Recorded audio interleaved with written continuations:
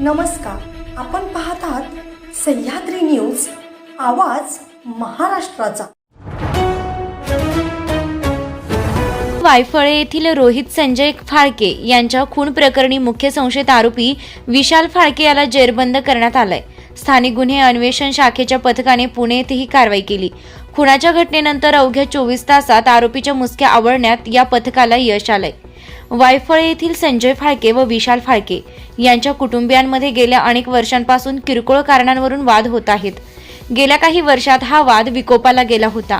दोन्ही कुटुंबांनी एकमेकांना मारहाण केल्याच्या घटना घडल्या आहेत। यातूनच दोन्ही कुटुंबातील अनेकांवर यापूर्वी गुन्हेही दाखल झाले आहेत। दरम्यान गुरुवारी सायंकाळी विशाल फाळके हा आपल्या साथीदारांसह वायफळे येथील बस स्थानक चौकात आला।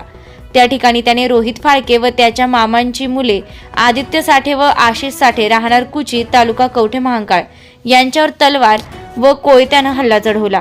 रोहित हा घराकडे पळून जाण्यात यशस्वी झाला, मात्र आदित्य व आशिष यांच्यावर वर्मी घाव बसल्याने ते रक्ताच्या थारोळ्यात रस्त्यावर पडले होते। याच वेळी त्या ठिकाणी बसलेल्या सिकंदर असलम शिकलगार राहणार वायफळे याच्यावर या टोळक्याने विनाकारण हल्ला केला। तेही गंभीर जखमी झाले आहेत। दरम्यान रोहित हा आपल्या घराकडे पळून गेला। विशाल फाळके व त्याच्या टोळीने त्याचा पाठलाग केला। घराजवळ त्याला कोयता व तलवारीने मारहाण केली। त्याला वाचवण्यासाठी त्याचे वडील संजय आई जयश्री हे धावून आले, मात्र त्यांच्यावरही विशालसह त्याच्या टोळीने हल्ला केला। यावेळी विशाल फाळके म्हणाला, तुम्हाला किती वेळा सांगितले आहे, माझ्या नादाला लागू नका, आमच्यावरील केस मागे घ्या, तुम्हाला सांगितले होते पण तुम्ही ऐकत नाहीत, आता मरा, असं म्हणत रोहित त्याचे वडील संजय आई जयश्री यांच्यावर धारधार शस्त्राने हल्ला करून त्यांना गंभीर जखमी केलंय। हल्ल्यानंतर या टोळीनं धूम ठोकली। त्यानंतर जखमी अवस्थेत सर्वांना भिवघाट येथील सिद्धिविनायक हॉस्पिटलमध्ये उपचारासाठी दाखल करण्यात आलं। उपचारादरम्यान रोहित फाळके याचा मृत्यू झाला, तर जयश्री फाळके यांची प्रकृती अत्यवस्थ असल्याने त्यांना मिरज येथील शासकीय रुग्णालयात पुढील उपचारासाठी हलविण्यात आले। इतर तिघांवर भिवघाट येथील रुग्णालयातच उपचार सुरू आहेत। या प्रकरणी विशाल फाळके याच्यासह त्याच्या 5 ते 6 साथीदारांवर गुन्हा दाखल झाला आहे।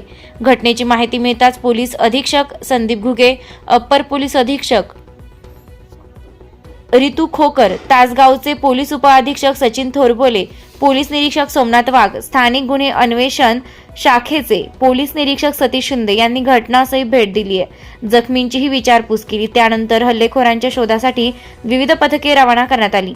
ठिकठिकाणी युद्ध पातळीवर विशाल फाळके व त्याच्या टोळीचा शोध सुरू झाला।